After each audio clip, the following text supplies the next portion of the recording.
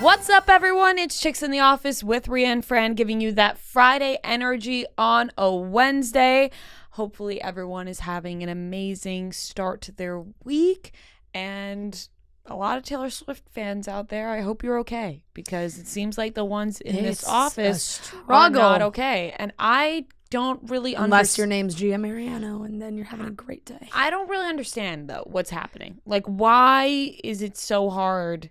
Because like, Ticketmaster is a disaster.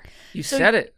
I know. You have to get a number to be able to get tickets. Like, I'm really confused about this whole thing. You have to be granted access to be able to buy tickets. It's pre-sale. The way they do it now is... Wait, so pre-sale tickets. Pre-sale. But then eventually regular tickets go on sale. Yeah, but it's always a very limited amount. When they claim like the general sale happens, you go into the general sale, like everything's gone, everything's resale tickets, and they're all insanely expensive.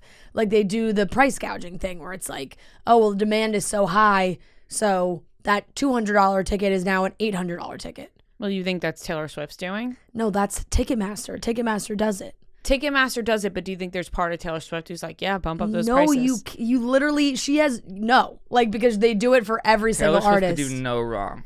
It happened for Harry Styles. No, I'm every artist. I'm asking for every artist. Happens for every artist. Excuse me, I'm sorry. Not just Taylor Swift, but does every artist have a say in their ticket sales and how much they cost? No, I don't think. I mean, for the original price, yes. But once it's in Ticketmaster's hands, like they can do the boost, the ticket boost. And there's no other way to sell tickets.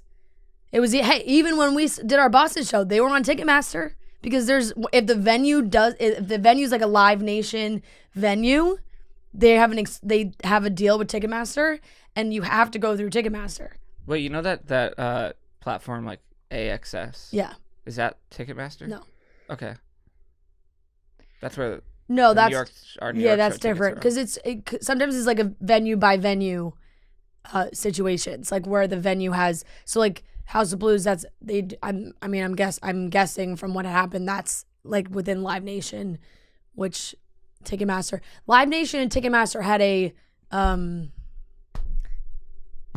like, I don't know the right word for it, but they merged. Mm-hmm. Merged. Merger. That's the word I'm looking for. And just became this giant entity, which they're a monopoly. They have a monopoly on ticket sales. Let's start our own. Oh yeah, and look, this is the thing. If there's one person who could have taken down Ticketmaster, it's Taylor Swift. So she didn't. She could have, but I think it's a big undertaking. I would really respect Taylor if she just said, you know what, putting them all on my own. Like, I saw a lot of very funny tweets being like, Swifties are gonna start lobbying for against monopolies. It's very true. I mean, I gotta find it. It was funny. This was from, I'm not going to be able to say his name right, Element88 on Twitter. He wrote, Swifties being radicalized against monopolies and getting ready to do some antitrust lobbying. Good luck, Ticketmaster. You know who can write letters and make calls and stage sit-ins? Swifties can do it with fountain pens, quill pens, and glitter gel pens. Do not fuck with us. I think it's just insane because I've been trying to wrap my head around what's going on. And I didn't realize this was just pre-sale. So what? But I'm telling you right now, like, if you don't get tickets in the pre-sale, they make it impossible to get tickets at a reasonable price. So if you get in on the pre-sale, you'll be able to find. If you get in, you can find affordable tickets. But the way they do it, and which is why Ticketmaster, I don't understand how they're disorganized every time. And every time they put out a statement that's like, an unprecedented amount of people and we didn't expect this. It's like, how do you know this? Because they send out codes. What you have to do is you register to be a verified fan, and they send out codes to a certain amount of people. So they know how many codes they sent out and for what stops. You rank your top 3 stops, and Ticketmaster will text you, like people got texts on Monday or emails that says, here's your code for the Saturday, May 27th Taylor Swift show. So that code works for just that show, and you go in at the pre-sale time, you wait in the queue, and however long the queue takes until you get into the actual purchasing of the tickets could be, for a lot of people today, it was like hours. And then when they finally got in, everything was gone. So it's just like. But how much different is Taylor Swift from like other big artists? Like in terms of like it happened resale. for Harry Styles. A resale. I mean, I would not look at. No, I'm just saying. Like, I feel like Harry Styles resale is probably pretty expensive too. I just feel like people are acting crazy over Taylor Swift. Well, she hasn't toured in a really long time, so I think that is a big thing. Didn't she just add 19 more shows? I saw. She did, yeah. She added 18 more, I think. That's absurd. Like 19 or 18 stadiums. Yeah, and it's still not enough because it's like, and this is also the thing when you have a big tour like this. And it's someone with such a big name, that's when you get the people who are not fans who are just buying them to resell them at, like if you look at resale places right now for just like, for some dates, we're in the $12,000 range for a ticket, which is absolutely absurd. Like that should just not be possible. Do you think people pay that amount? I have no idea. I really hope not. That seems Unless it's so like insane. front row and Even that, no one's doing that. That's absolutely insane. $12,000. my Really insane. big philosophy of getting tickets is if you're not, just wait till the day of. If you want to see like the lowest price, that usually works for me.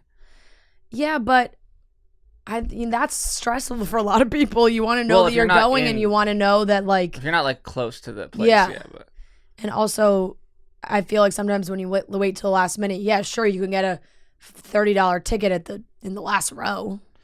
I've gotten some good tickets last second. But, so I mean, not for Taylor look, Swift, it was a crazy situation. They had to move the Capital One pre-sale to Wednesday because it was supposed to be on the same day. It's just been so insane. People have been all over the place. But my sister got tickets, so I'm.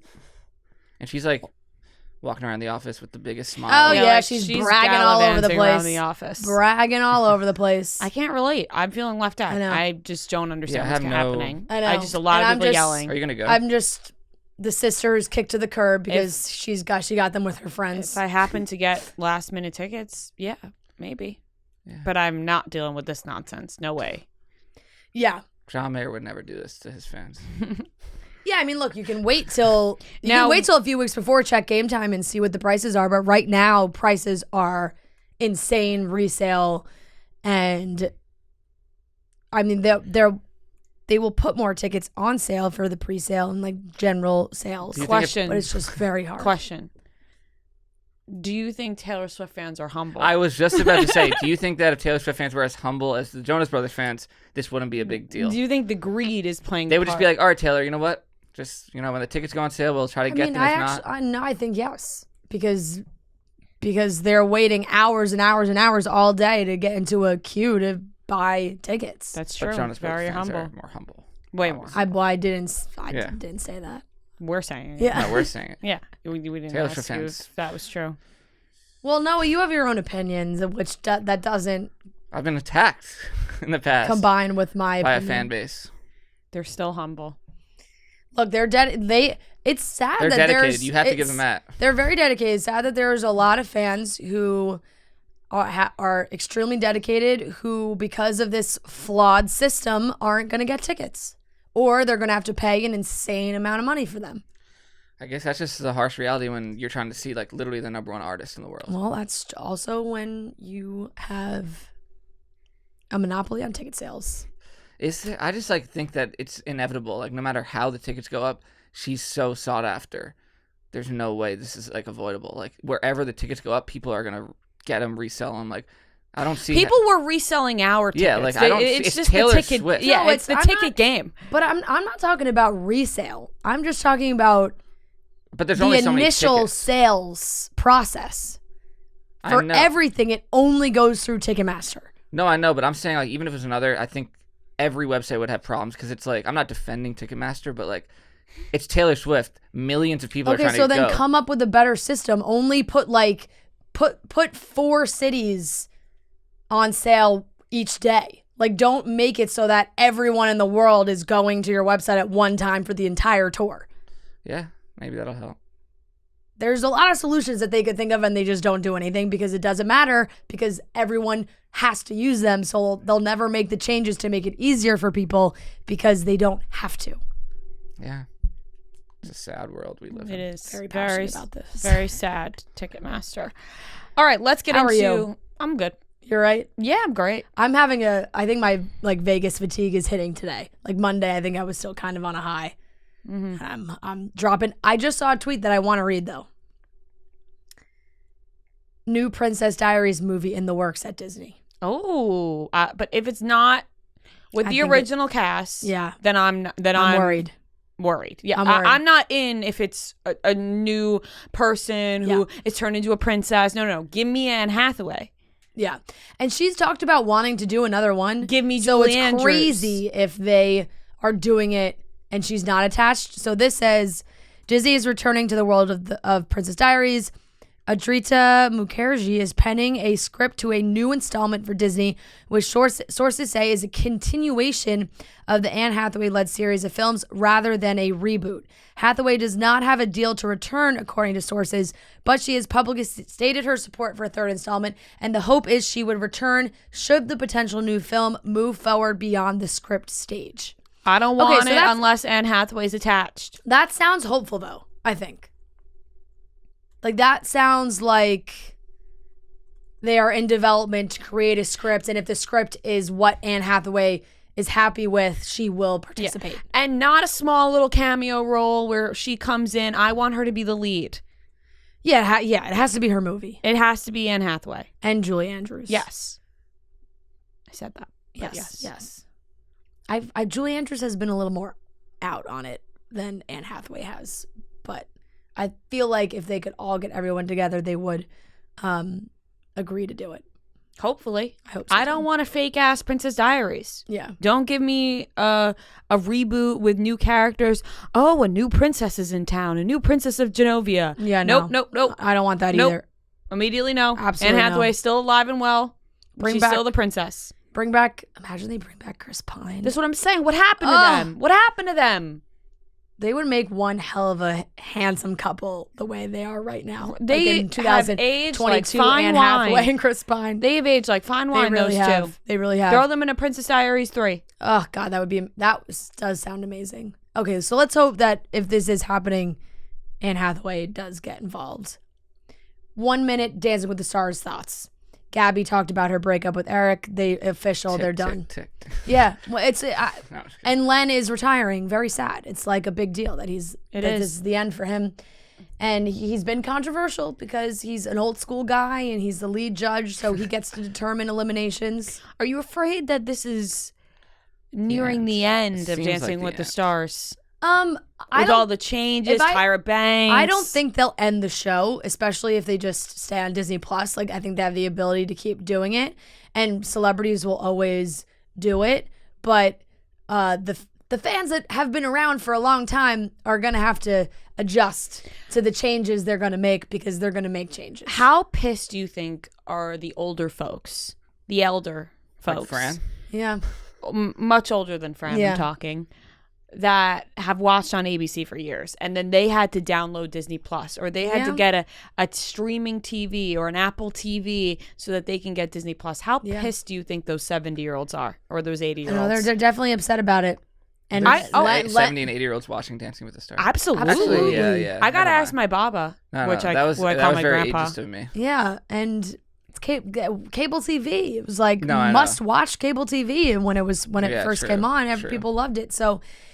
Yeah, that is very sad. They're gonna have to make that adjustment. But Len's almost 80. He wants to go back to England. It makes sense. And the finals, the 4 people in the finals, it's the right people. Who's it? Gabby, Charlie, Wayne, Brady, and Shangela. The 4 of them are amazing.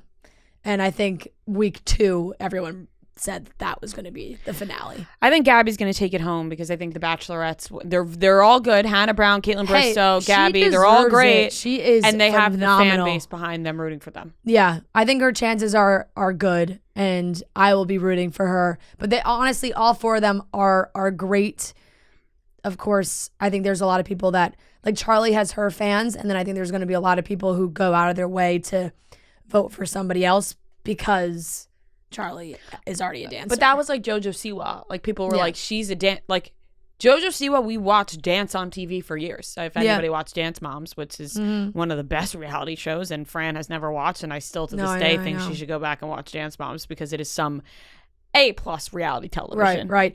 And JoJo didn't win. No, she didn't win. Yeah. Because people were pissed that she, was a So dancer. sometimes that's how it goes, but it's going to be a good finale for sure. Okay, that's it. All right, let's get into the rest of the show. We're going to be talking about the Grammy nominations. We have a great interview with Alexa and Brennon talking Love is Blind Season 3 and a little Bachelor in Paradise recap for those who don't follow The Bachelor. It ends next week. The finale's next week, and then there's a break until the end of January. So there will be a Bachelor break. And for the people that... Hallelujah. Yeah. Hallelujah. That's how I feel. But for the people who do watch The Bachelor and also listen to the show, let us know your thoughts on what you want us to do next season, covering wise of this damn show. You know what I mean? Like what? Let us know your thoughts. Well, we're going to be doing cutting stems. I know, but just in general. Okay. Yeah. It seems like people like when Trent. Yes, but Trent's been so busy. I know he's a It's busy just- guy. We couldn't get really- Trent today. Look, like, we couldn't have I gotten have Trent to this whole say, season. This entire season, we've probably had Trent recap two or three times. Probably max. twice.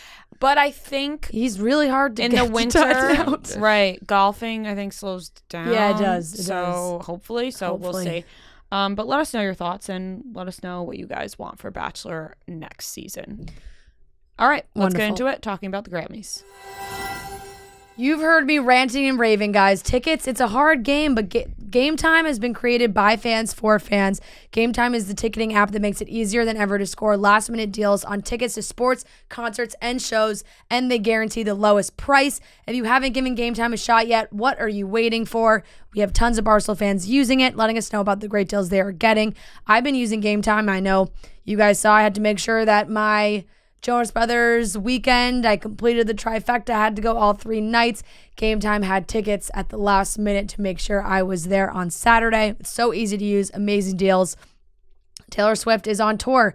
Tickets have been insane. If you are waiting and you want to get a little bit closer to that ticketing date and you say, you know what, I'm going to pull the plug, I'm going to do it, you can get them on Game Time. Download the Game Time app, go to the account tab to create a login, and redeem code CHICKS for $20 off your first purchase. Terms apply. So guys, if there is any show out that you're looking for, are also great for sporting events. Maybe you want to go to a football game, basketball game. You can go onto their app, check out the prices, and head to a game. You can download Game Time, last minute tickets, lowest price guaranteed. Grammy nominations have been revealed. We've seen videos and pictures of people reacting to their nominations. I saw Machine Gun Kelly with Megan Fox, all excited about his nomination. He said, if you're going to call me anything, make sure you put Grammy nominated in front of it. Very validating for some folk. Yeah, people are really excited about this, about their nominations, which As I they guess should be. you would be. As you should be. There's definitely a lot of classics, people that you would expect to be on here.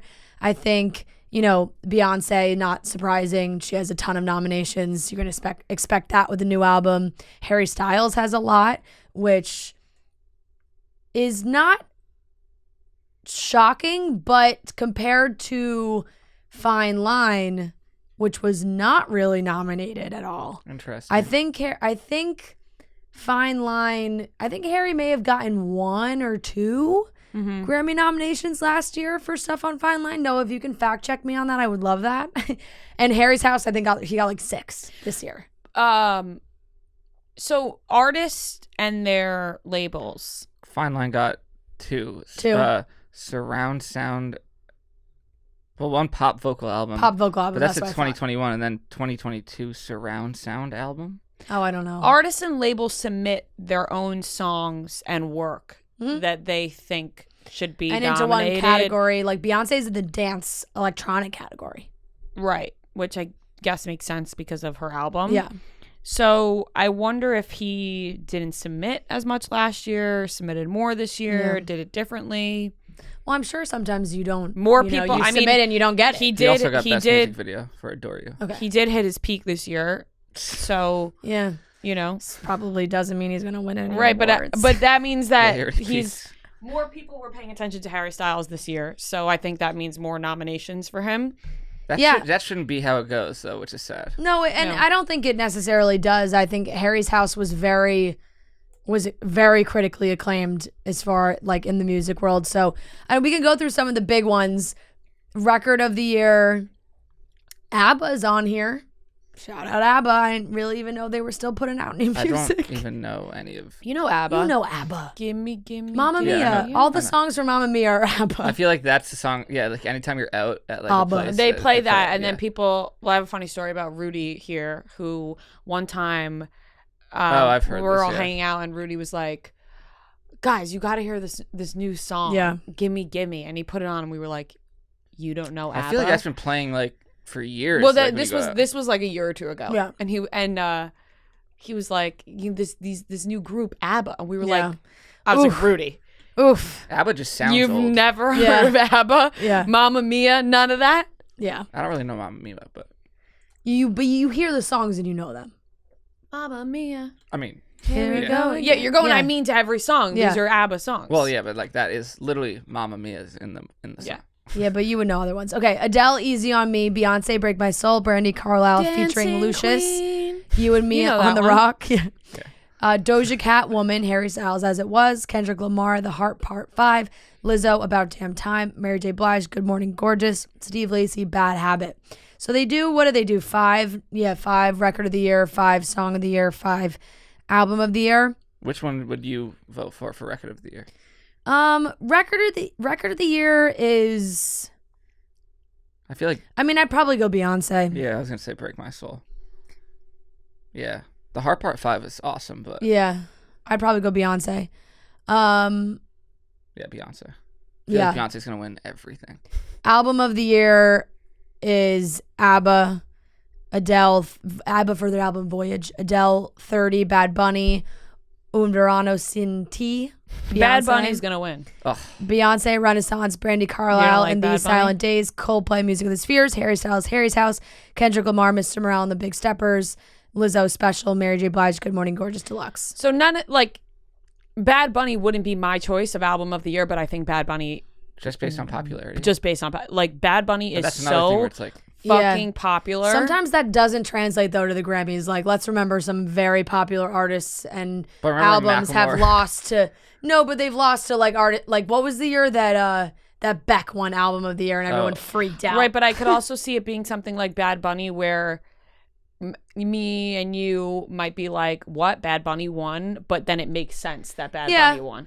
I still That's don't just think my I would prediction. put Bad Bunny over Beyonce in I would this vote situation. for Adele out of those. Yeah, that's a good one too. But Beyonce's probably gonna win. That's a good I one would, too. I would say Beyonce would. Song of the Year, Adele, Easy on Me, Beyonce, Break My Soul, Bonnie Wright, Just Like That, DJ Khaled featuring Rick Ross, Lil Wayne, Jay-Z, John Legend, and Friday, God Did. Gail got a nomination for ABCDEFU, which is a very catchy song. Very popular song. Very popular song. That song, when that song comes on, it's stuck in my head for so long. Harry Styles, As It Was, Kendrick Lamar, The Heart Part 5, Lizzo, About Damn Time, Steve Lacy, Bad Habit, Taylor Swift, All Too Well, 10-minute version. Everyone's obviously, the Swifties are going to go hard for her to win Song of the Year. That one's got to win, When are right? the cutoffs for this? All Because I feel like that was last year. Yeah. We talk about the cutoffs for award shows all the time. Remember, it's so they're very behind. strange. No, I know it is, but I just felt like that was so long ago. But maybe It I'm really, wrong. really No, wasn't that long It really ago. wasn't that long ago is the thing. It was actually almost this a time year last year. Yeah. ago, exactly. Yeah, I guess so. It's probably like right now. Yeah, Yeah. yeah. Like Drake's album wasn't up. That came out last week, obviously. Yeah, for it's like, these. and then the cutoff is like September or something, I think. So it's, it's like a full calendar year, like September to September, maybe. Yeah.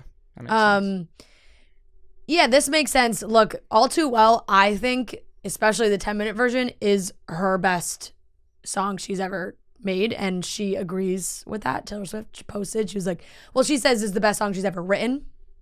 So she said, like, to be in this category, acknowledging songwriting, such a big thing. So that could be huge. Watch out for that one. I looked at this Best New Artist list. I was just gonna I say- don't know I know 2. I think Anita. Oh rings no, a bell. 3. Anita, and this I have a. I don't know any of their music. Dami and JD Beck, Lado. I do know that. I do know. But I also am like, is it one person, a band? Måneskin. I don't know if I pronounce. Is it Måneskin? I think that's Måneskin? Main. It's got I that. would say main. It's got that funny thing over the A. Is that wait, a pronunciation thing? Oh, mine doesn't have that. Oh, I'm on mine New York does. Times. I mean, I've seen the band before. They do have a little thing over the A. I don't know if that's an artistic choice or if it means something. Molly Tuttle, Mooney Long, Omar Apollo, Samara Joy, Toby Nwingwi, Wet Leg. They're all deserving. I'm I don't sure know they are. anybody on this list. I've only heard of Anita. But I've And only heard of and her. Omar. I don't even know any of her. Oh, music. Anita's the Brazilian singer, right? Yeah. Or I'm not sure. I'm where not she's from. 100% sure she's Brazilian. Yes, she is. I Okay. was right about that. But this is also why like Best New Artist is such a funny category, because Anita has been around for a long time, especially in Brazil. She has, of course, received international recognition recently, but she's had 1, 2, 3, 4, 5 albums come out. That's insane. You know, and That'd be like you guys getting Yeah. nominated for best new podcast. yeah. I do like Omar Apollo as well too. Devin likes Omar Apollo as well. We talked about it. He's great. So, but other than that, I'm like, Wet Leg. Good luck Like, I to all. want to Google a lot of these people. I'm like, you think Wet Leg's a band? Gotta be, right? Yeah. Wet Leg rock band. They're a British indie rock band. Cool. Very cool. Looks like they're 2 ladies. A lot of nominations for Steve Lacy. A lot of nominations for Steve Lacy. It's big. Best pop solo performance: Adele, Easy on Me, Bad Bunny, Moscow Mule, Doja Cat, Woman, Harry Styles, As It Was, Lizzo, About Damn Time, Steve Lacy, Bad Habit, and then like same kind of vibe for pop duo group: ABBA, Don't Shut Me Down, Camila Cabello featuring Ed Sheeran, Bam Bam, Coldplay, and BTS, My Universe, Post Malone and Doja Cat, I Like You, Sam Smith and Kim Petras, Unholy. That song's all over TikTok. It's like one of those ones that you see everywhere too. For the, I did see a lot of people were surprised that like Meg Thee Stallion and Nicki Minaj were not nominated. Super Freaky Girl was talked about a lot, and some Meg Thee Stallion stuff as well. Then Did you there's see- like the best pop vocal. Harry Styles is on here a lot. I think he has 6 nominations. I think he'll I win didn't best love this pop last solo year of performance. music. I I thought it was did good. I thought it was very. I didn't love this last year of music. Think about all Nothing the has Well, really. I mean, Adele, Beyonce. I'm more of like the popular, like, yes. Right, but I- Adele's Kendrick album I Lamar. loved, I did listen Beyonce's to album I all loved, those, but- Harry's album I loved. But you have like some of the biggest artists put out new albums this year. Yes. Yeah. but they weren't my favorite of Oh ones yeah. they've yeah. done. I thought Beyonce. But it wasn't my love favorite Beyonce's. Beyonce album. You know what I'm saying? Like, Ever. I mean. I still liked it, but it wasn't like I listened to it a lot when it first came out. I But haven't I listened have to to it be honest, I since. haven't listened to it since. Have you I listened to liked it a Harry lot when it Styles came out, a lot but since? haven't. Yeah, from time to time. I listened like nonstop for a couple weeks and then I haven't really in Yeah. a while. Yeah, I mean, I'm like, I still listen to Midnights all the time. So Beyonce is in the dance electronic recording category as well. And her album is in the dance electronic music album category. So it's funny to see her on here with like David Guetta and Diplo, Rufus Du Sol. I saw BB Rexa freaking out about getting nominated, which is great. She is very well deserved. Then there's obviously all the classic ones: rock, pop, alternative, R&B, traditional R&B. I was going to scroll down to rap for my two peeps here. Best rap performance: God Did is on here, like I just said. Doja Cat, Vegas, Gunna and Future featuring Young Thug, Pusha P, Hit Kid, and Glorilla. That'd be FNF, interesting. Let's if Go. he Kendrick won, Lamar, The Hard because Part he's 5. in jail. Gonna. yeah, You never agree with the rap. I would pick Push Grammy. and P, but I don't really love any of those songs. Yeah. Wait, you were saying rap performance? That's rap performance. Rap song is God Did, Wait For You, Pushing P, Churchill Downs, Heart Part 5. Heart Part 5 should win Best Rap Performance. Yeah, I didn't love Churchill Downs, Jack Harlow. Yeah. I mean, it was fine. Best Rap Album, you got DJ Khaled, Future, Jack Harlow, Kendrick Lamar, Pusha T. It's either going to be Pusha or Kendrick. Who wins? I would guess. I could see Pusha T winning. But Yeah. I think they'll just like throw a wrench in that and just give it to Jack Harlow and that have would be people so freak out. disappointing. I mean, like his album wasn't bad, but I don't think Yeah. I liked his album. it was good. I mean, yeah, like Yeah. I enjoyed it, but Yeah. I don't think it's gonna win. Taylor got another nomination for Best Country Song, Taylor Swift. I Bet You Think About Me, Taylor's version from The Vault, which is cool too because it's like obviously no one, it's something she wrote so long ago, but it was technically released in the last year, so she got some recognition for that. Willie Nelson gets a nom. Yeah, I think How pissed do you think Morgan Wallen fans are that he hasn't been nominated? he's the country. Or wasn't Country nominated is this like year. so hard because it's just there's always so many. Luke Combs, Mary Morris, Miranda Lambert are all on here for country album. I like some of these like best improvised jazz solo. That's just so specific. Oh, I mean Grammys get so specific, so specific. Like you have albums for Who do you think's like gonna win everything. Best Contemporary Christian Music Performance? Christina Aguilera got a Best Latin Pop Album nomination. Really? Yep. What was your favorite album this year? That's hard. I liked a lot of albums, but I didn't love a lot of them. I don't know. Maybe Taylor Swift's. Yeah, I guess. I don't know. I'm not even considering Midnight's because I'm like, or if we're putting it in the timeline of the Grammy nominations. Oh, Oh yeah. I don't Or are know, you that's asking tough. just like this I guess, year? I guess just all in all, like since the last Grammys. I mean, my most listened is probably going to be Harry's House. I listened to that. I liked Drake's new album. Yeah. But 21? Yeah, Because he had the other one too. I liked Honestly, this never one mind. with 21 Yo, yeah, a lot better. Yeah.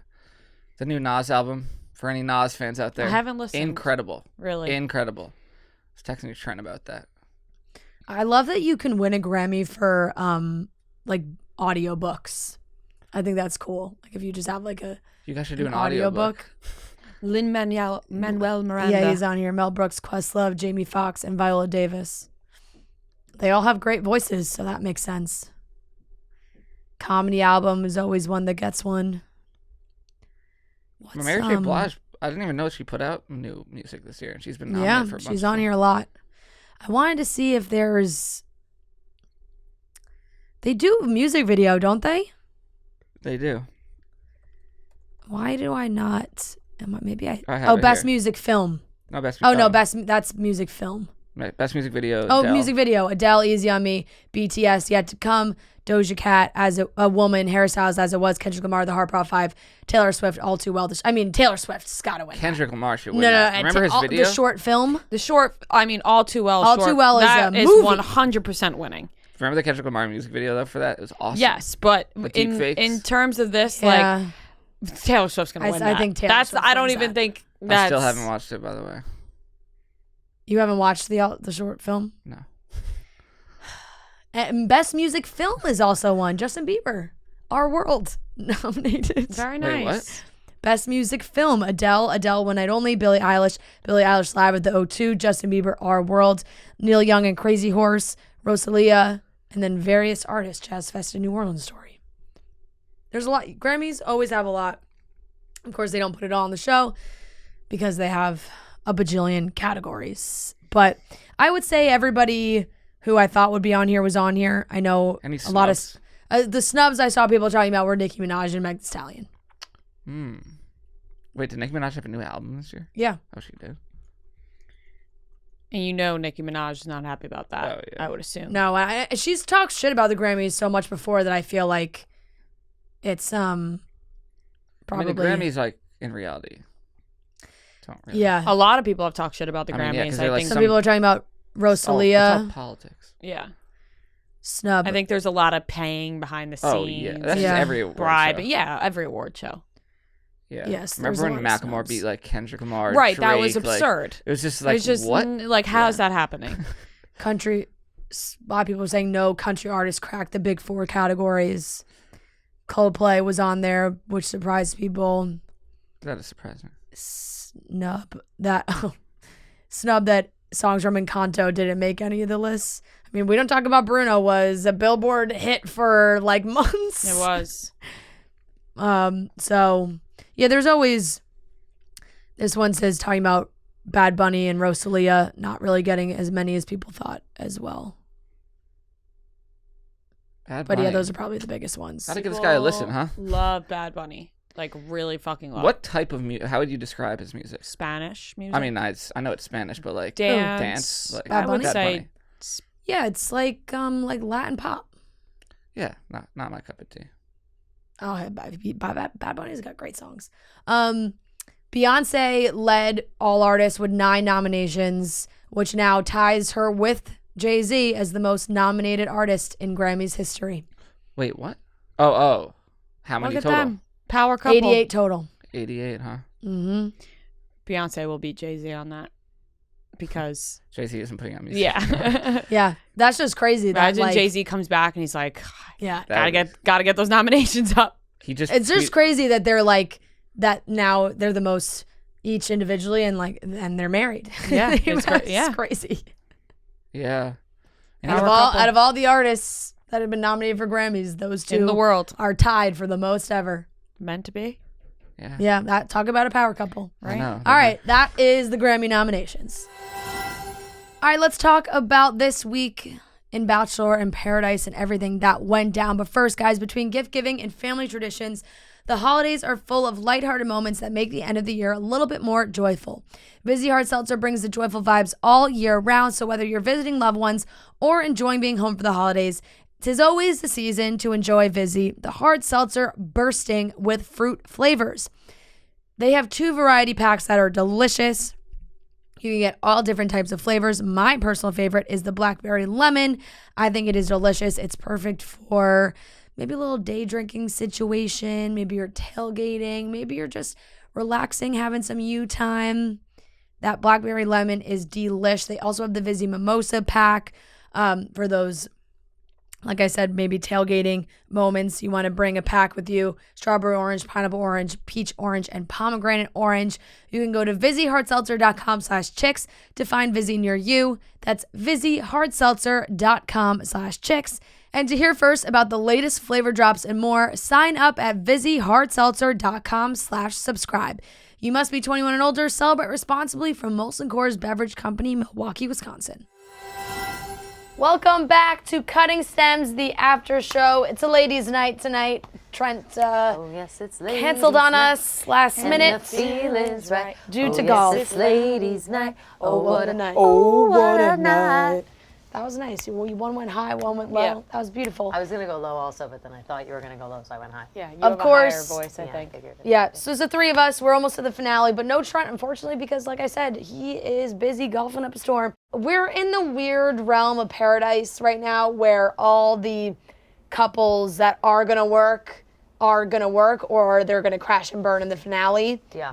And the new people that come in, it's just like filler. It's annoying filler.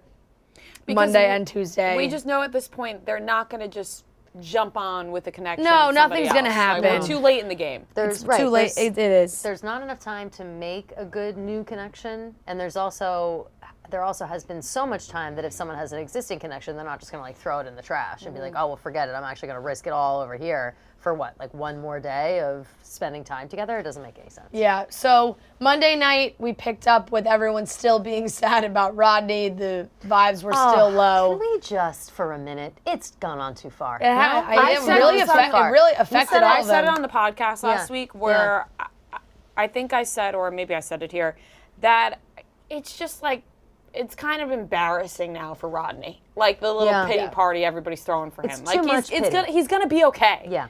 You know, you could really love somebody and care about them and want the best for them, but like we don't have to sit around and cry for the guy. Yeah. It's too much pity. It's also, I will say this, I think that some of them are using it as an excuse to like be bumming around on the beach. Like the energy on the beach is the lowest I think I've ever seen in the history of the show. Like everybody's just fucking chilling right now. We have, I'm sure we'll get into it in a second, we have right away, Mara Marinara comes down, Yeah. and she's all hyped, she's excited, she wants to meet people, she wants to take somebody on a date, she's just like ready to have a good time.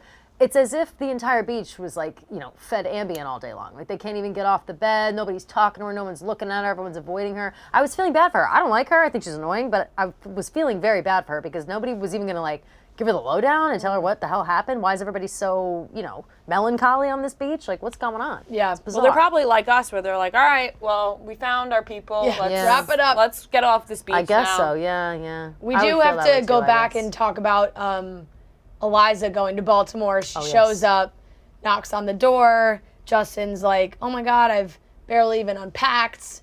What's going on? She explains the situation, and he turns her down. He's like, just like you just said, you want somebody that's gonna, pick you first. I want somebody that's gonna pick me first.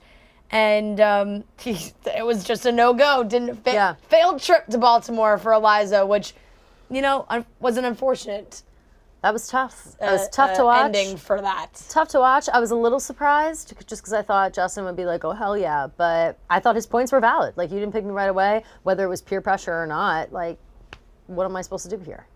I think that that's fine. And Eliza, she can, Yeah. she can they go in could've the corner and just think about what she did. Cut that part out, though. Why do we have to film the like I whole said, thing? I was uninterested in what happened in Baltimore. They honestly should have just saved it for the reunion. It would have been better at that Yes. point because and Eliza's like she's crying outside. She's like, I flew across the country. I've known him for 3 days. I was like, that your argument is not making Yeah, it look any that's better. weird. I say it's very bizarre, girl. We're all thinking it's so weird. You shouldn't have done it, probably. Justin probably had a reasonable response to that. I know he did an interview too talking about how when he was not on the beach, producers made it seem more to him like Eliza was fair game. And he didn't know that Interesting. she was with Rodney or how serious it was. Yeah. So when he came back, it was like, oh shit, like that's my friend. Ah. So of course the drama, which makes sense. Like producers aren't going to say to him, "Oh, Eliza and Rodney are like a solid couple. We want to send you down there." They're probably like, "Eliza's down there now.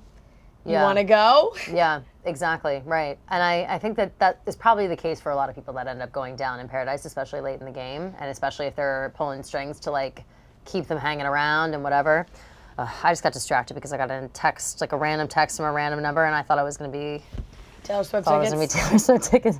I just We live fuck. in the vortex. This is the third time this has happened today where I've gotten a random text from something and I'm like, and it's not that. just a It's tough- not that. So I'm Tough sorry. That shook vortex me. for Taylor Swift fans. Shook me in the middle of that conversation. But yeah, I think whatever. I think for the best. Eliza, if she wasn't ready for Rodney, she's not ready for whatever hoops that Justin's gonna put her through. So I think both Yeah. of them are better off. Let's just move on. So Mara basically goes through all the options of the guys. Everyone's like, oh, we're in a relationship, the whole thing. So she talks to Justin, one of the twins. They go on a date where this happened, immediately knew Kelly was going to freak the fuck out. Yep. So Kelly, I'll just let you talk about it because the two of them went on a human churro date where they just slathered each other in butter and sugar and chocolate sauce, their Francesca? whole bodies. I have no words. I don't understand why they keep doing this bullshit. It feels personal. It feels personal, like they're doing it to piss me off. I know this was filmed months ago, but they've known for years how much I hate this. When I saw them slathering the butter all over, I was like, this is so fucking gross. I don't even know how we're going to get Why more couldn't they disgusting just than this. make churros? Just Right. make As a fun little churros. Make cute churros, maybe a little little chocolate on the dessert, cheek, yeah. like a little Ooh, I hoo-hoo, liked silly. that. Yeah. Oh, did you? Yeah. And just a little something like that. Anything like that is better than, hey, can you lube up my whole body with a pound of butter, Yeah. put sugar all over Cinnamon. it, spray chocolate sauce all over us, and then make us sit in a vat of chocolate Yeah. at the end. What the fuck are we doing right now? What are we doing? My immediate thought goes to yeast infections and UTIs yes. because it's like going in a Yes. regular hot tub isn't good for that. Going in pools isn't good for that. So, add food to the mix, probably not going to be good. They're for never the thinking about the vaginas girls. on the beach. They're never thinking about the girls, and it's fucking crazy. Hopefully they Rhea, came stacked with some medicine. I hope that they do. What is it? Monostat? Yeah, monostat, Get that shit whatever, ready. some It's UTI actually- medicine because that shit actually happens nuts. quick. You don't even know. It just really happens does. out of nowhere. It's so gross, and they You're film sitting in forever. chocolate. You're sitting in chocolate. She even made the joke. She was like, "I had The way chocolate in Rhea places says no one chocolate shouldn't makes get me chocolate." think of the Chocolate. chocolate. What do you want? Wait, chocolate. I can hear it in my own voice. Get too. my chocolate. No, the SpongeBob, you know. I know, and I yeah. can hear it when I'm saying it too. Chocolate. Like I hear what?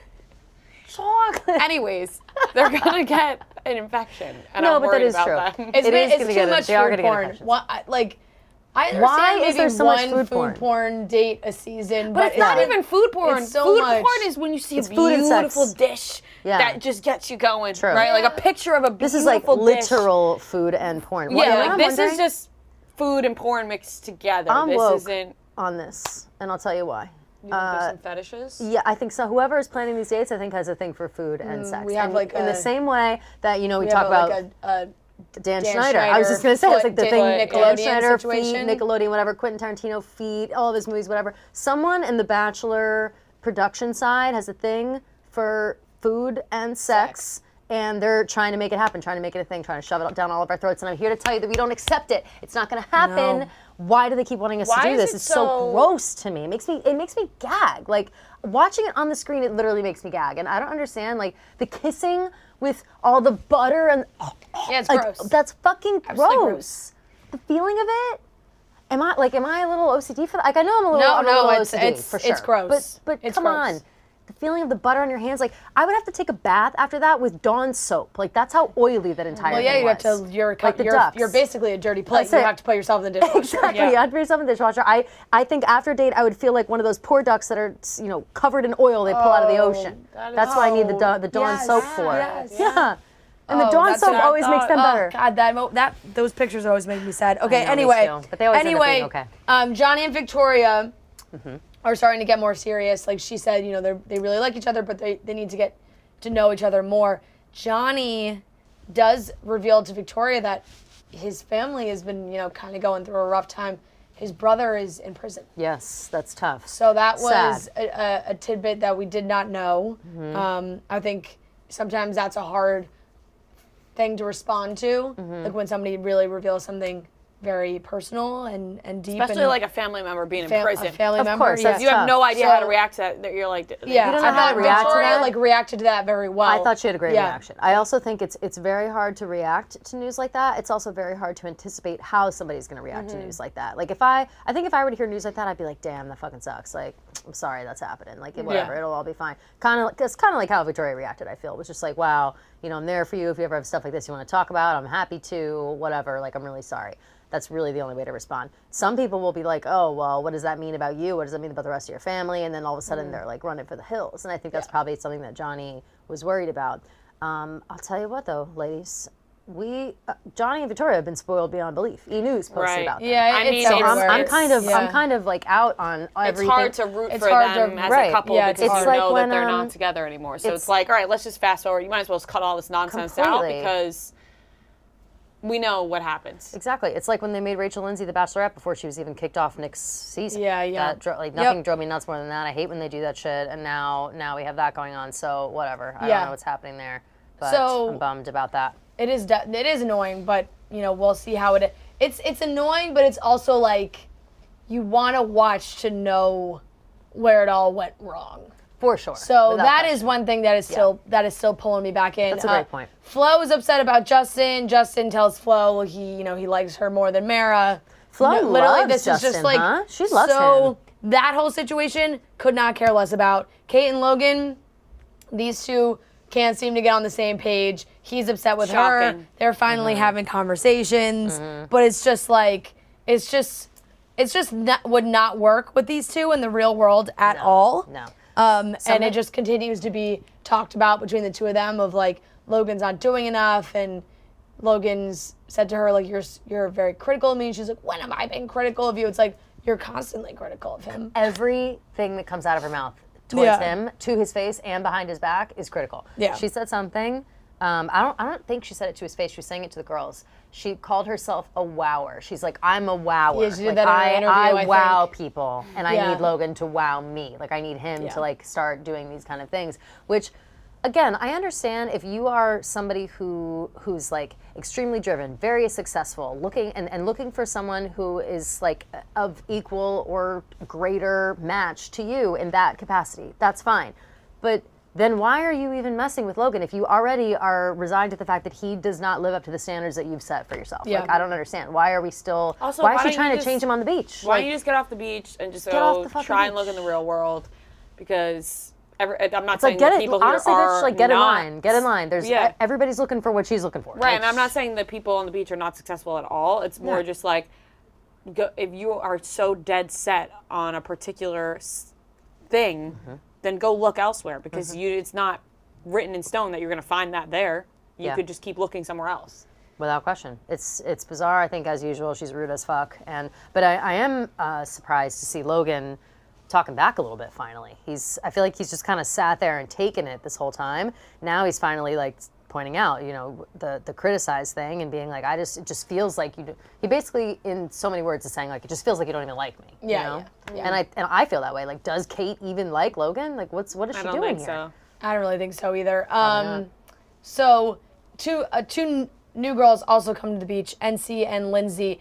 NC talks to Andrew. Andrew definitely seems interested. He's like, I know who you are. I know the whole thing. So he maybe thought that she was going to be down there in Paradise. So they immediately click. She brings him on a date.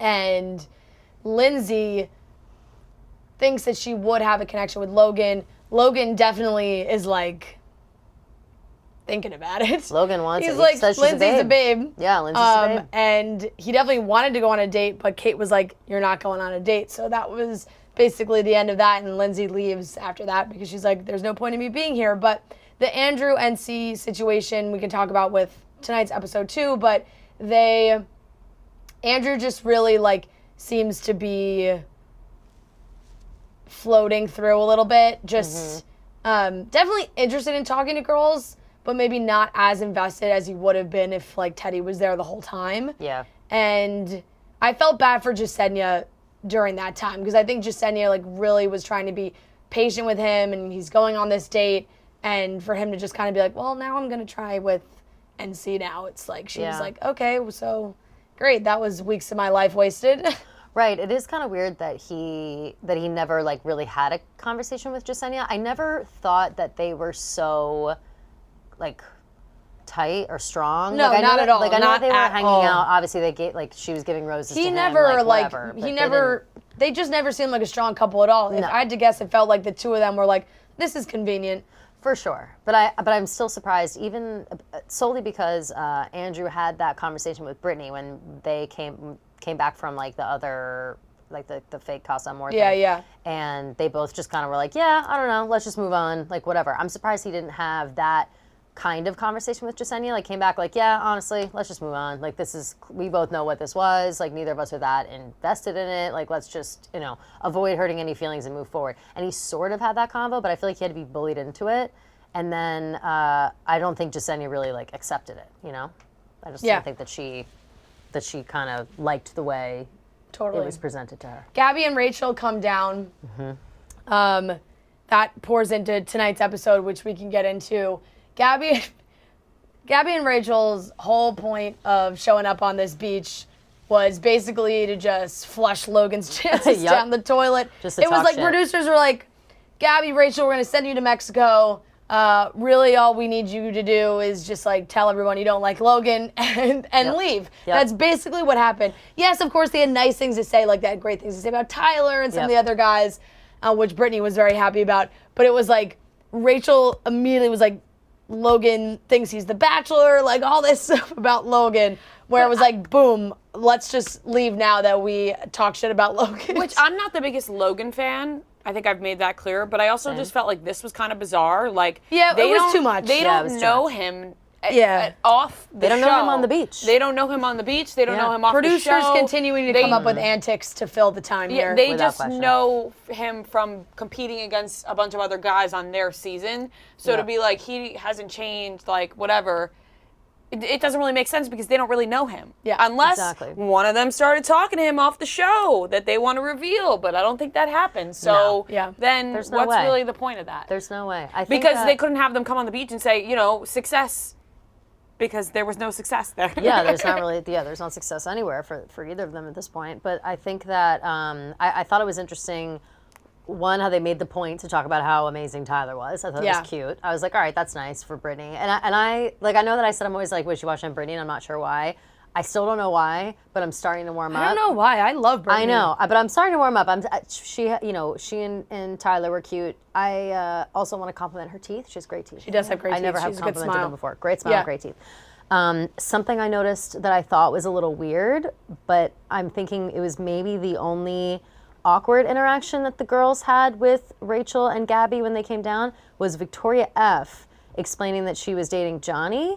And number one, pretending not to know, like, who dated Johnny. She was like, I don't know which one of you, like, dated him, but, I'm now with Johnny and blah, blah, blah, whatever. And Rachel and Gabby were dead silent. Like, I don't know if that was an editing thing, but they raved about Tyler. And then the next clip, it was silence about Johnny. And that might just be, Gabby being awkward, but Yeah, that could also just be, like, hey, they don't know.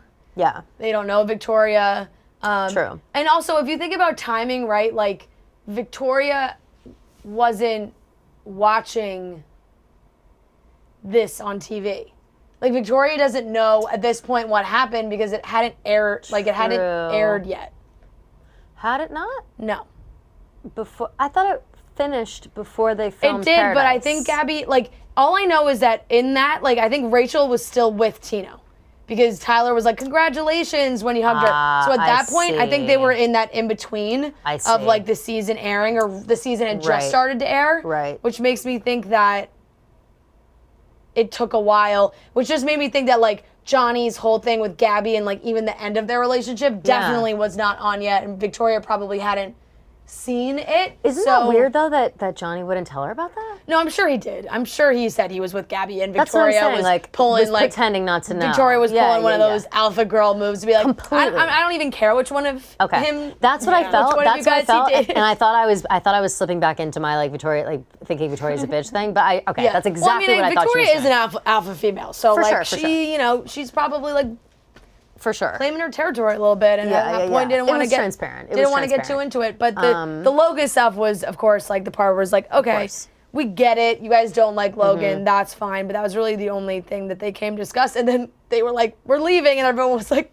okay, bye. Oh, okay, bye. Half the girls were like, oh, they're leaving? Peace. Like, I loved that. Yeah. Can I just say, too, that the welcome wagon that they got when they got there was excessive. I don't think that any of those girls know the two of those girls that well. They were on the show with them, yes. Yeah. But most of them were kicked off before they even, like, got to hang out with them, especially Kate. Kate came up and was screaming bloody murder as if they were best fucking friends. And even when Logan was saying, he was like, yeah, I'm talking with Kate. And I will defend Kate in that they do seem very close. Like, Kate hangs out with them all the time now. Now. Yes. Like, Kate and Rachel are with each other all the time. I always see them tagging each other and stuff. That's very interesting. Yeah. That is very interesting. It makes me question. Yeah. It validates me forever. It just means that I'm judging everybody correctly from the beginning. Kate's enjoying her time on reality TV, and that's really my only thought. Like, For sure she is. Real life Kate, I think, is different than reality TV Kate, because I think reality TV Kate is trying hard to be reality TV Kate. Yeah, is trying whatever. I also was thinking about that last night while I was writing down. I noticed, like, every other note that I wrote down was, like, talking shit about Kate, because I just can't stand her. But I think it's just that she's so fake. The fakeness. Yeah, it doesn't feel very genuine. And so the fakeness with, like, the screaming bloody murder when the two of them came down, and, like, just the like, it was crazy. I was like, there's no way at this point that they've been able to even hang out in between. Like, I know that when this is being filmed, like, there's just no way they were that good of friends. And then when they had the conversation about Logan, I could see how that could, like, bring them closer together. So maybe they're, like, friends after that or whatever. But just, like, everything she says.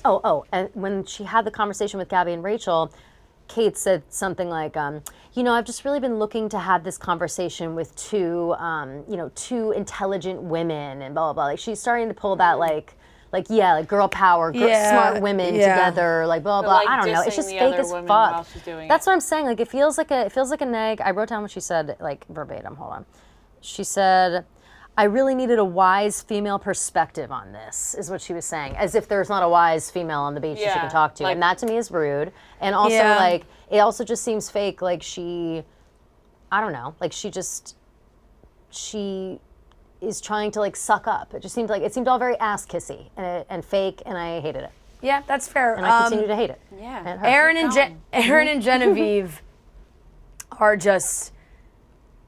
they're just ridiculous. It's hard to watch at this point. Like now, this is when I was like, okay, we really need this season to end.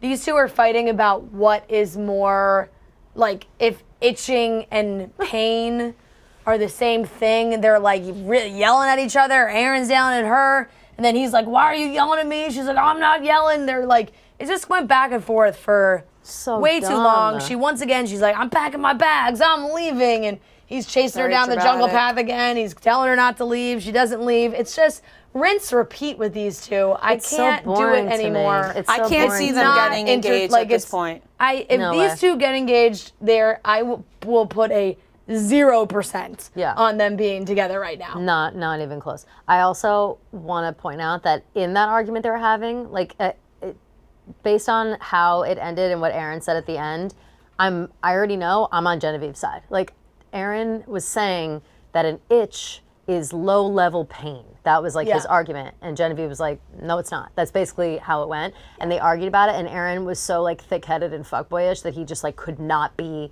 wrong or could not hear another perspective. Yeah. And that, it sounds like, is what frustrated Genevieve so much, which obviously stems into like the real problems they have where he's so thick-headed and closed-minded and just it wasn't just about it wasn't about the pain and the itching. No, it wasn't about that. Definitely not about the pain and the itching. There was some underlying argument happening. Definitely. And that's what is, it's like Genevieve now looks crazy because she's on the jungle path with all of her stuff and Aaron's making fun of her. Logan's downstairs telling Aaron that his relationship with Genevieve is toxic, which I do agree.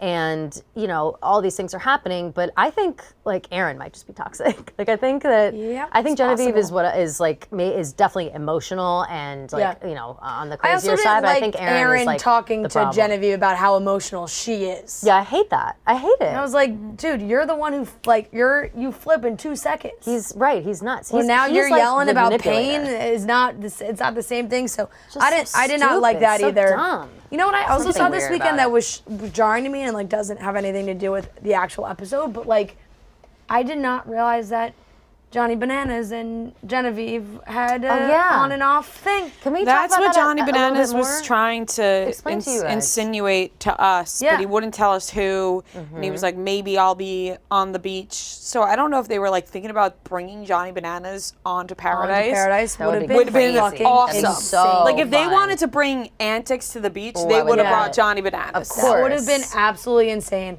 if I would've died. Bananas came down the That stairs. would have been as- so good. It does. Yeah. The show then all of a sudden becomes X on the beach, but that's Yes. okay. It would have been Definitely, so awesome, though. definitely. It would have been so good. Like, instead of having Gabby and Rachel or whoever Yeah. come down and do whatever, having Johnny Bananas come, Yeah. it would turn into WWE. It'd be just like, fuck shit Johnny up. Bananas is just here out of nowhere from MTV. I also just had no idea that those two were connected in any way. Well, I don't think neither. anybody really had an idea. Yeah. Like, I think How it was, were they? Did they date like pre-reality TV or like? No, I have no I think they maybe idea. like hooked up, like, Oh, interesting. and it was some sort Yeah. of. How do we I know don't this- think it was how do we know this for a fact? How It do we definitely know this? wasn't pre-reality TV. 'Cause Don't that know would've if for a 25 fact, years it's ago just for like Johnny Really, not for Bananas. Johnny. I mean, more so for her. It's What's- speculation, but it's on the gossip sites. Got it. I have also seen the whispers, but I wondered if there was like a No, proof neither of or them a have like conversation or a neither of them have picture. actually talked about it. Like, or, are there pictures of them together or anything? I don't think so. Interesting. Well, But I don't know. Thought that was kind of interesting. Tyler and Brittany have a date, which goes very well. I honestly don't have What much to say about them. cuties. They're adorable. They're so they're sweet. adorable. Becca and Thomas come down to host a Sadie Hawkins dance where the girls ask the guys, a la Becca proposing to Thomas, and everything is going well, except for Andrew and NC and Jasenia. Jasenia pulls Andrew aside to talk to him, which they were having a very calm conversation. I felt like Jasenia was explaining how she was feeling very well. Andrew, I think she thinks that Andrew was just kind of trying to stay on the show. And Andrew's like, look, like, I was giving it a shot. I really want it to work. But at the end of the day, I'm still not over Teddy.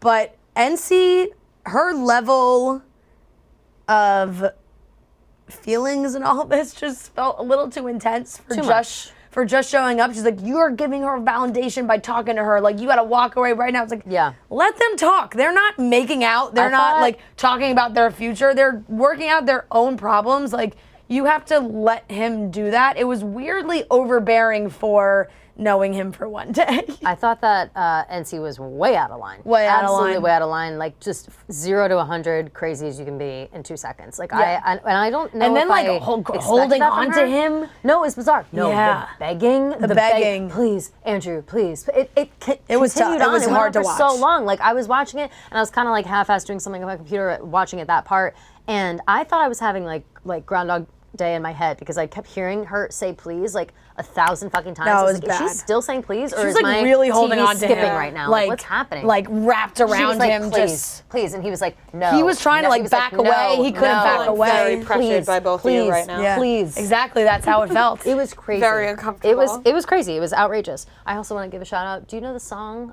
Sadie Hawkins Dance? I don't know who it's by, but it's one of those old punk songs. Like it might be like Reliant K or something weird like that, where it's like Sadie Hawkins Dance in my khaki pants. There's nothing better. No. Oh. It's a great song. Don't know it. Girls ask the guys, it's always a surprise. There's nothing better, baby. Do you like my sweater? That's the song. It's a really good song. I don't know it. Anytime I hear hate to Sadie break it Hawkins to you. Dance, I think about it. How do you spell Sadie Hawkins? SADIE. Oh, it is Reliant K. Oh, wow. Oh, my God. Good call, Kelly. I'm so smart. But, yeah, I used to play it in the car. You really know your pop. Anytime. Yeah, you know me. Pop punk. That's Yeah, me. so we're going to get into that was the end. And Andrew's leaving, Jasenia's leaving. Yeah, let me see if I have notes there. They're all leaving. Jasenia's leaving, Andrew's leaving, NC's leaving. That's the end. It's fine. That's valid. Makes sense. Yeah. And that's the end of that. So Can we have a little bit of a Questions, refresher? please. yes. Yes, questions, please. Can we have a little bit of a refresher on exactly what happened with Teddy? I'm kind of confused. Like She left. I know she left, but she and Andrew were like together and great. She had like a Eliza situation. It was like and Rodney, Rodney, right? It was with Rodney. Yeah. Came down, but she didn't even talk to Rodney. She basically just saw him and then freaked out and left, right? That was it? Yeah, Okay. pretty much. All right. Let's making sure that was And that was it. it's just like her feelings. She felt like maybe Andrew's feelings were too strong. Yes. Okay. All Very right, good. first What do we got? question. What questions do you want answered at the reunion? I would like Kate and Logan to have a little bit of a showdown, to be honest. Like, I hope too. Logan brings up, like, everything that Kate said behind his back. Me too. I would like that because I she was think- so vile behind Yeah, his I don't back. think he probably didn't like that. And he's funny on TikTok. He jokes about it now, but I'm sure that was hurtful to him in some ways. I mean, who knows what's going to happen with Aaron and Genevieve. I'm sure they'll have stuff to answer to. And I think the it's obvious is Johnny and Victoria. Victoria Yeah. and Greg. Yeah, gotta have it. And they have to address that, right? Like, is Greg going to be on the show?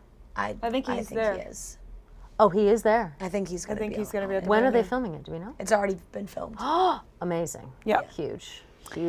Love it. Could you guys propose like Becca did? You know, No. not for me. No. I would be too afraid of rejection. I think Becca already got proposed to twice. Yes, Yeah. I think One it works taken for back. them. Yeah. So I feel like for Becca, Yep. for sure. For sure. but And Thomas did propose to her after, like they've proposed to each other at this point now. That's lovely, yeah. So I it works for her. Personally, for me, no. Yeah, I just fear of rejection for sure. Yep. I'm Yeah. even nervous at the thought of somebody proposing to me. What if I don't want to say yes? Yeah. I'm probably gonna say yes. Well, for the theatrics, I and then feel like later you I'll would be like, know well, no. At that point, you know what I mean? But sometimes Like, people are crazy unless and they you're surprise on you. the show. Oh well, the show, yeah. I'm No, talking about real no. life. But I'm saying unless you're on the show, but in real life you would probably know. In real life, Oh, you wait, hope I to have know, a but some question. people are crazy. People propose out of nowhere. I have a question. Yeah. This is my own Bachelor Nation question. Oh. In the preview for next week, they said that there's a moment where Jesse Palmer's like, "You guys can get married right now." Oh, I saw that. Got to be Brennan and Gotta Serene, be. right? They're the only ones that would even say yes to that. Do you think they would do it? I think they're Brandon- two crazy kids in love. But I No, think they but would- Brandon might want like his family there and like Yeah, everybody that's he true. loves Yeah, that's there. true. Yeah. But somebody's Yeah. gonna get married. Like they're not gonna do that intro, think say the whole Brandon thing, would- and then be like, no. I think Brandon would think about it. I bet that they would do it as like we're just crazy. I Who could else do see you them think will get doing it and then engaged? being like they have a whole nother wedding, you know? Definitely. Who else would even consider that? Like, I don't even know if there's anybody else that's like gonna get engaged and. Like, I'm I think even they're on the fence if people are. I even think gonna they're get the engaged. only person they could possibly ask. Yeah. Because I don't think I was thinking Michael and Danielle, but I don't think that they're gonna even get engaged. no, I think because that they Michael's just are got gonna his stay son. together. Like he's Right. not gonna do that before they know each other. No, none of that. That's crazy. Okay. Last question. Who do you think got the best and worst edits this season? Oh, that's. A I good think question. Michael got one of the best. Without question. I think Definitely.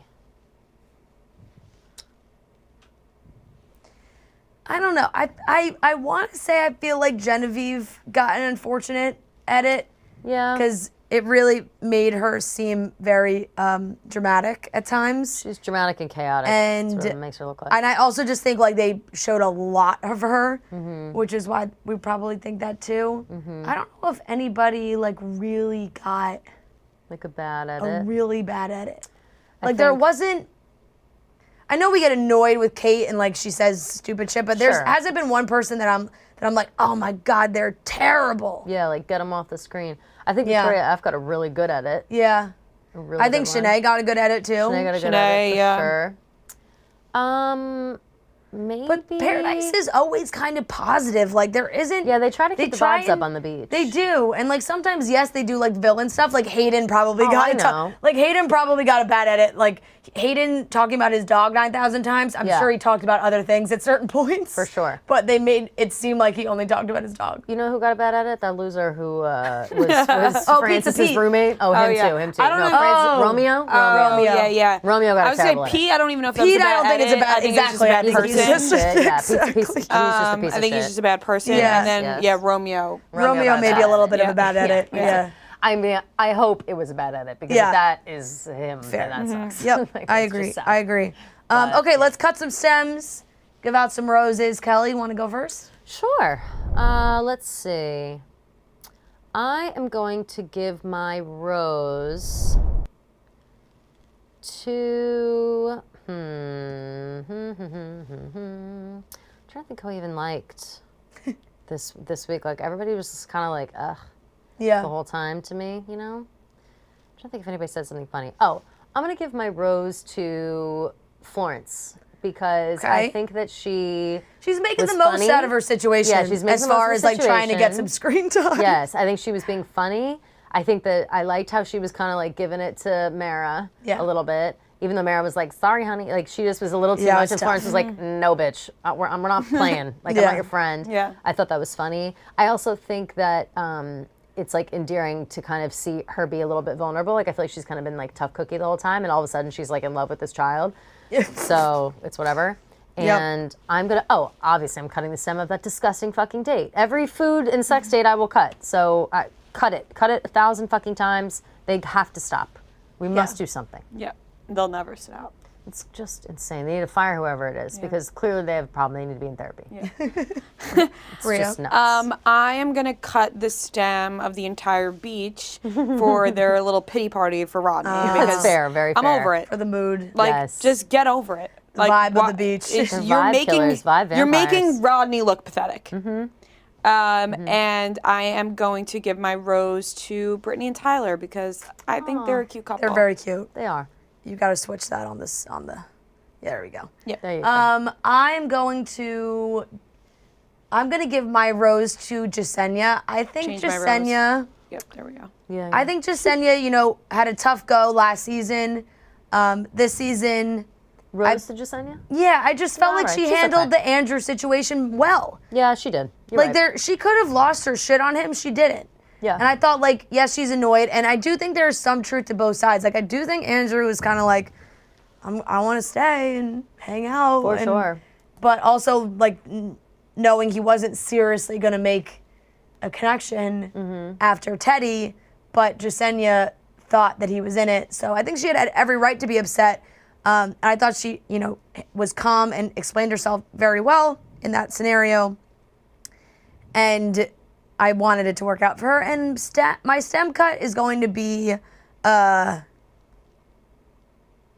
My sample cut's gonna be the surfer talk from Monday night. I am not I'm not in the surf bro culture, and I don't mean to offend anyone that is, but the conversation on the beds about Aaron explaining what nectar means. I know exactly what you're talking about. Was like, cut this all out. I just like, yo, you know when you just get like a sweet cheeseburger and it just like has great cheese and it's just like so juicy and good, like that's so nectar. Yeah, no, like, that pissed me off. nope. What pissed me off there and what almost, again, sent me back into like a total hate spiral was Victoria F. They were like, you try. And she's like, when you're going through a wave that's totally tubular and it just feels great, nectar. I was like, shut the fuck up. I at least thought that was funny because I'm like, good for her for trying to participate. But like, what were those words she was saying? Like, they weren't saying because those words. I think they all talk like that. I think Aaron and Johnny and Logan all actually bothered me. Speak if they that all way. speak like that and I misread it, then that's funny. But like,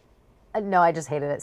I hate. No, I think they really do because I think Aaron very genuinely was explaining to her what nectar means because they use it in their everyday conversations. I hated the whole conversation, and I think it cast negativity everywhere. Yeah, no. I'm with you. I'm out on. I will not be using the term nectar anytime soon. Never. In what world? I'm not in the culture, so. No. Right, and we don't need to be. Nope. We're all set. All right, that wraps it up for Cutting Stems. We'll be back for the finale next week, and we will see who's engaged, who's not, and what the hell goes down at that reunion. eHarmony wants you to discover what real connection feels like. Their app helps you highlight more of your personality so you can meet people who like you for you. We all know and remember that eHarmony was one of the first dating websites to be out there. We'd seen all the commercials on our TVs. We're like, what's eHarmony? It introduced us to the world of online dating. And, you know, people who use dating apps or dating websites, I feel like they come up with their dating profile and it's all like the highlight reel of them and their life or just a bite-sized version of them. But eHarmony gets to the root. It gets to the personality. They have the personality quiz that's designed to get to the heart of what makes you you, so you could show off your full self and also see other people's full selves to really make connections on there. They get to know you better so you can match better and actually meet someone who gets you. Their clever personality quiz and compatibility-based approach takes the guesswork of how to be yourself online because they're setting you up with people who have similar personalities to you or whatever personality you're putting on that quiz. So you could start a conversation on eHarmony today. You could start for free today and move past the grind of swiping. eHarmony is the app for people ready to take dating straight to the heart. So download the eHarmony app now. All right, everyone, we are here with two very special guests. We are joined by Alexa and Brennon from Love is Blind Season 3. We absolutely loved this season. We followed it all the way through, talked about it week after week. So we are so excited to talk about it with you guys and get your side of things. Ooh, spicy. What? Yeah. You guys, I feel like there's always success stories, but from the beginning, it felt like smooth sailing. And the viewers, us, everyone, the world thought, oh, well, we can rely on Alexa and Brennon to make it to the end. And watching it back, did you see what everybody else saw, that it just seemed so seamless for you guys? So actually, like me watching it, I thought it didn't look as seamless. I thought that it looked like so much more tension on like the family, the friends. And I'm like, that's not how it went at all. You know, there wasn't like any tension, but of course we were, taking just such a small portion, like, especially like my friends thing, like all like my gay guy friends. If you have a gay guy friend, you know how dramatic they are. And that's just how they were. And they were very joking. And one of my friends, I was like, kiss your wife, bitch. Like they had met before. Yeah. And so it was just kind of like a fun, like, that's just how he talks. He's just funny. So that, and then like the family too, we were all doing shots together. And so I think it looked a little bit more tense when we were watching it. I'm like, and even watching like the previews, we're like, did we say yes? Yeah. Like, what? Yeah. Like, cause they made it look like he's crying and whatever. And everyone's like, oh my God, she's going to say no, or he's going to say no. And I'm like, did we get married? Like, cause I mean, it's good the way that they do it. So Yeah. I actually know it. I know exactly what you're talking about. Rhea and I said the same thing. We're like, where did they even find those clips? Like, it looked like you were getting into a car in your dress, and Brennon was like crying to his mom. It was like, where did they even get? And then when the wedding aired, it was like, we didn't see any of that. Right. And then it got us talking, and she was like, do you think Brennon says no? And I was like, no, I think that they make it seem like Brennon says no, but Alexa says no. And so like we were totally trying to come up with same at home. Like, wait, we actually took bets to see. We took bets to see, because typically I feel like we watch the first 2 seasons. They ask the person that's like more likely to say yes. They ask them first. Kind of, and then that's what we were told. No, I don't know if that's told. Just watching it, I'm like, because you always have someone. Sometimes you're like, they're more inclined to say yes or more inclined to say no. So we were taking bets like on who they were going to ask first at the wedding. They actually asked her first. Yeah, so, that's why she makes like a snarky face at me like during the like ceremony. Because we took a bet to see who they were going to ask first, to see who's like going to back out. So did you guys have a conversation beforehand? Because I think it shocks the viewers when we see everyone go up to the altar, and it seems like in that moment they're deciding if it's yes or no. I think we saw that with SK and Raven, and they talked about it, and SK said that he didn't know until he was up there. And then I think with Zay, I think she knew she was going to say no, but did you guys have a conversation beforehand where you were like, we're definitely saying yes? Our life was a yes together, so I don't know how to. I mean, we did have plenty of conversations. I mean, every day I'd re-propose to her, just because I wanted to make sure that she was still feeling it. It wasn't just created in a pod setting. It wasn't created on that getaway. If we were getting caught up in the moment, like, we're like, this is real life, and both of us come from like my parents are divorced, his parents are not together, so it's like I don't want to compare it to anybody else, but we just took this very, very seriously. I went to this, if I'm getting married, I want to get married one time. I never want to get a divorce. And so I think that's how we viewed it. So I can't speak for everyone else on how they did things. I remember asking some other girls, we spent a lot of time off camera asking them, like, where are y'all at? Like, how are y'all doing? And so they had conversations, and then they said, like, between some of them, like, we're going to wait until a certain time, like a day before, 2 days before, where they're going to discuss it. But for us, it was every single day. It was a discussion. I think the thing I was most nervous about probably was the rehearsal dinner. So we actually had a rehearsal dinner off camera the night before. Like, I mean, we wanted to make everything real and, have a little rehearsal dinner. We tried to have like little things. Like I also had like a lingerie party that my friends put on for me, because, everything was like in such a small amount of time to do everything. But I was like, I want to have as many like normal things as if, that I would have normally. I included the rehearsal dinner, and then instead of like a shower, like a wedding shower, whatever, I just have a lingerie one, and we had a blast. So love it. And that's when the families, all the families met for the first, because we have 3 sides of families. He has 2 sides, I have 1 side. So all 3 sides met at the rehearsal dinner the night before. It was the most fun. Yeah. It was. My grandpa, actually, I want to hear a funny story. We like to take bets in my family. So they actually bet we were trying to bet who has a cooler family, my family or his family. And someone in my family bet my grandpa. I got like a bunch of flower arrangements done for the tables at the rehearsal dinner. And they bet my grandpa to eat the flower. He ate the entire whole thing. Hydrangeas, which are poisonous. Yeah. And so the whole throwing up.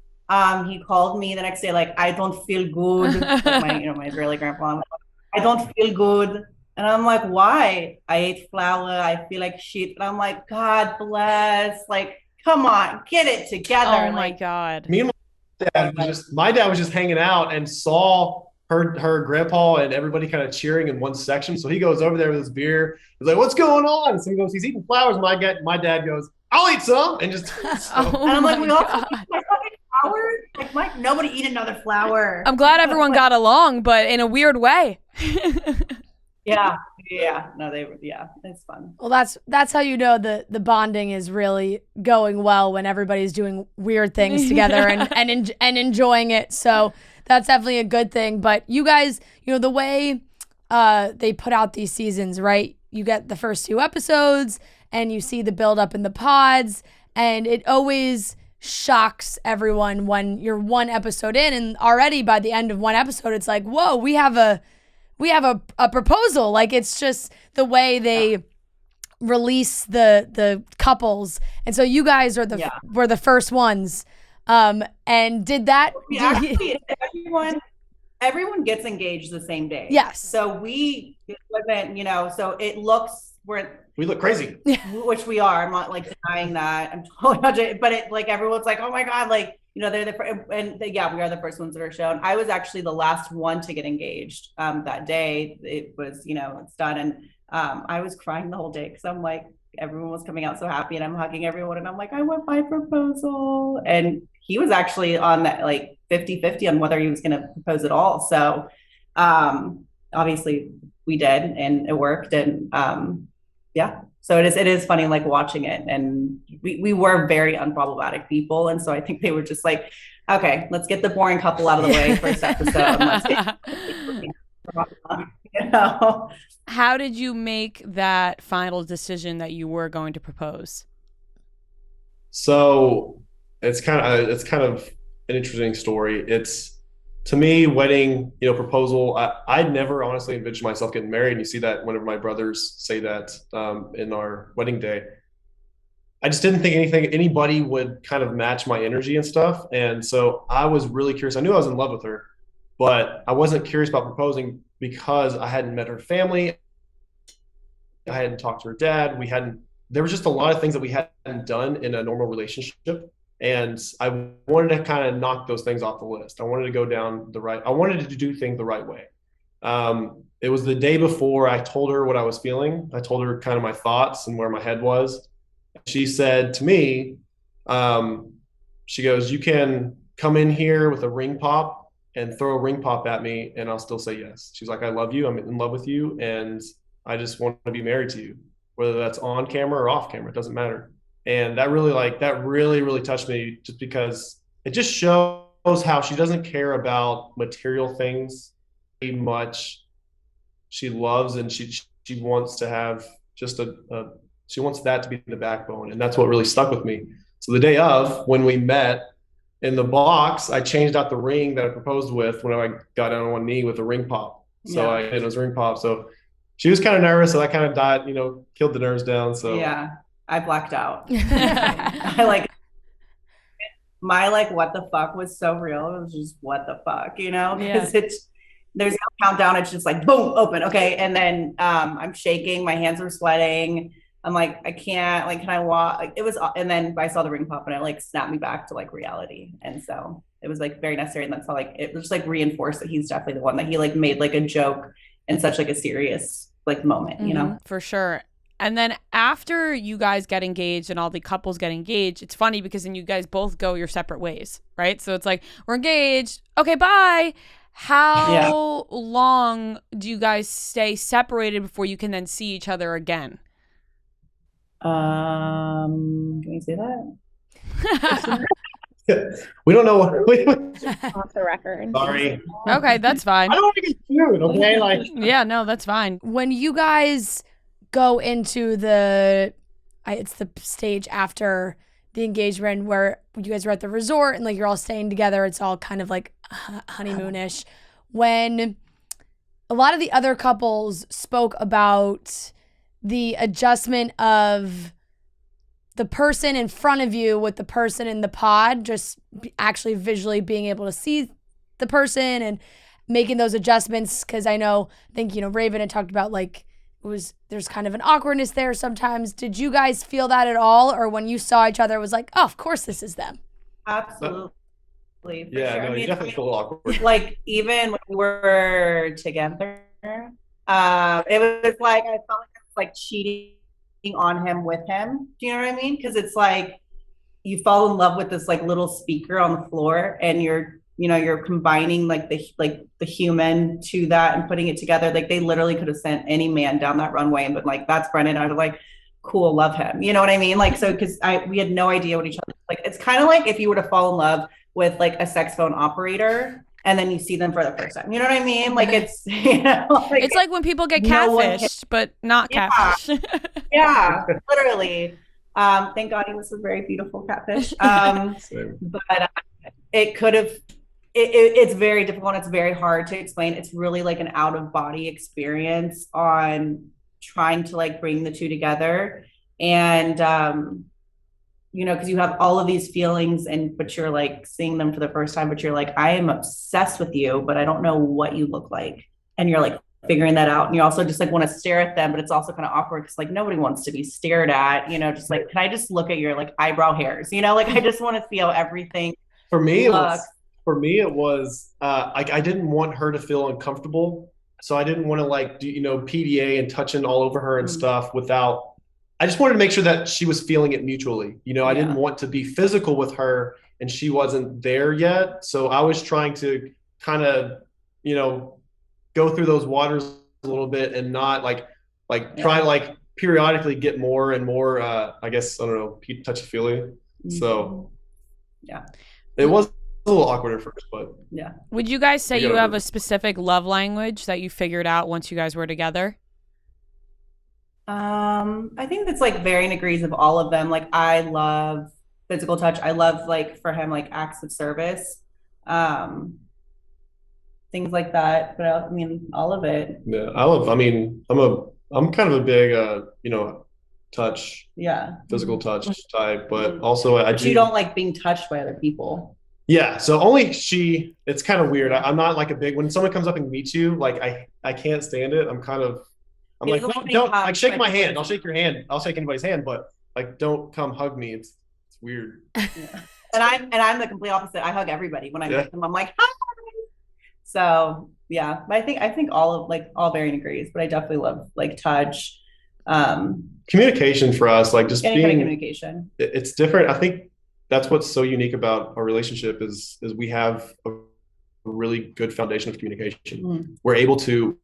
We didn't really have that after we got married. We did have a little bit of issues communicating, but we kind of got back to that, putting all the devices down, getting back to just talking and finding out things about each other. This is how I feel. Yeah. This is how you're making me feel. And so also like never using the word like never and always. Like you always do, you never do this. Like it's like little ways of communicating, changing it. Yeah. So. That's good advice. Those are definitely words that people use often. Yeah. People loved the wedding. Between the two of you, it was very mixed faith, which you guys both have, and I think that was a focus for a lot of people watching. They love to see that combination. How have you guys had conversations about faith and growing your family, because it's a lot of people have to deal with it. It's not talked about as much. I come from like a Christian background. I have Lutheran and Catholic, and my family are religious. Yeah. So that for me, that was never actually an issue.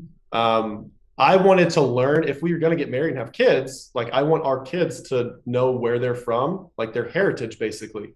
So that's why I was asking for conversion classes, or what like the things I needed to do, or what you wanted the wedding to look like.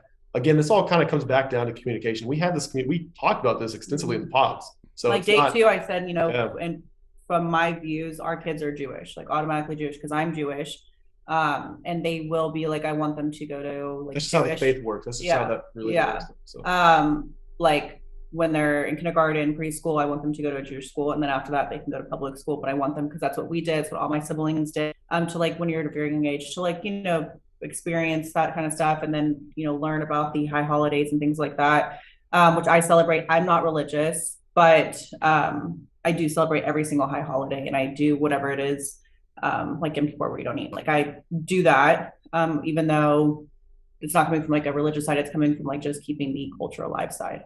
So, and our kids are going to do the same thing. So, but it is nice. Like obviously we have a Christmas tree. Our kids are going to have with the Christmas tree. I've had a Hanukkah tree before where it's all blue and silver. I love it. It's just beautiful. And so it's actually really exciting because then our kids are going to get to experience both sides of it.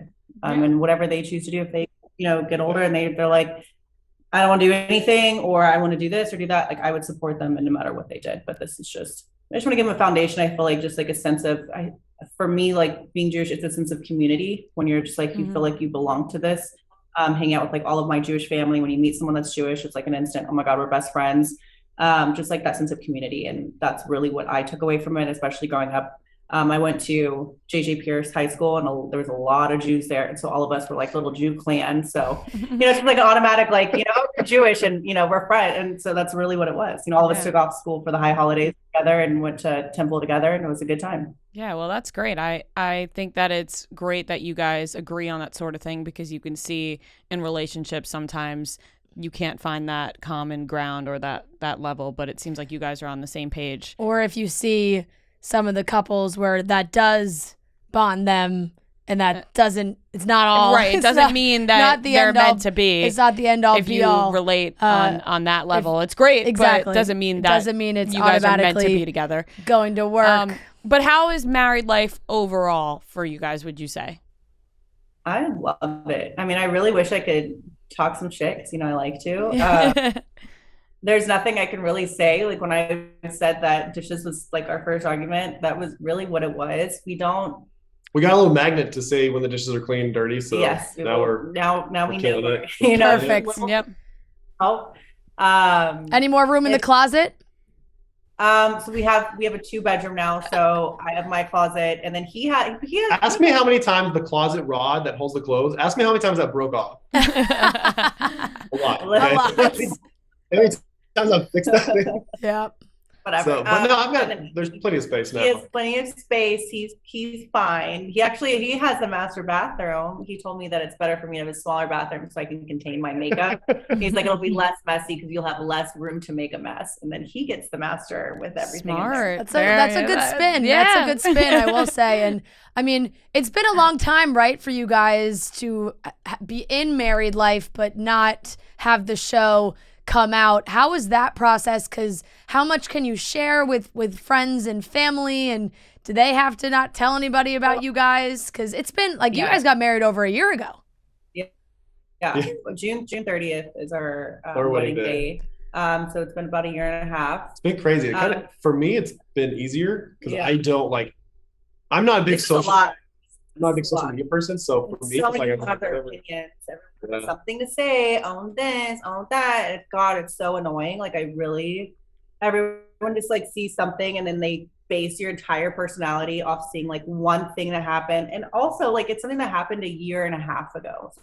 So it's also like doubly annoying because I feel like I've changed so much since getting married. Like watching it, it's a completely different person. Like it's very much me, but like especially in your 20s, you change so much. Like it's just something that everyone experiences, but especially getting married and like humbling myself and just seeing the world in a completely different like new way.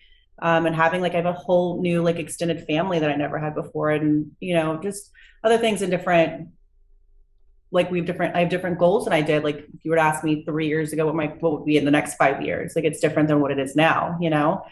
I'll say this: I'm very grateful that it just kind of it's just how it happened that we got a year and a half until the show aired. Yeah. But I'm honest, I couldn't be more grateful that we had that year and a half to actually build, like go through those little arguments, go through the things that we needed, do holidays originally, with different family members and kind of find out where we're both at. So to me, I'm very grateful that we had that year and a half, that time just to ourselves. Anyone from season 2, but I feel like theirs came out so soon, like right after coming out. That's going to be hard on like any marriage. And so, I mean, I don't know, the ins and outs of everything, but I have to imagine definitely played a role in it because so many people have so much to say, and so I don't know, it's definitely a lot, but I'm glad we had a year and a half to be like as rock solid. Like you're not going to come through this exterior with your words. So, but we will laugh and read. We'll laugh and read the little things you have to say. Yeah,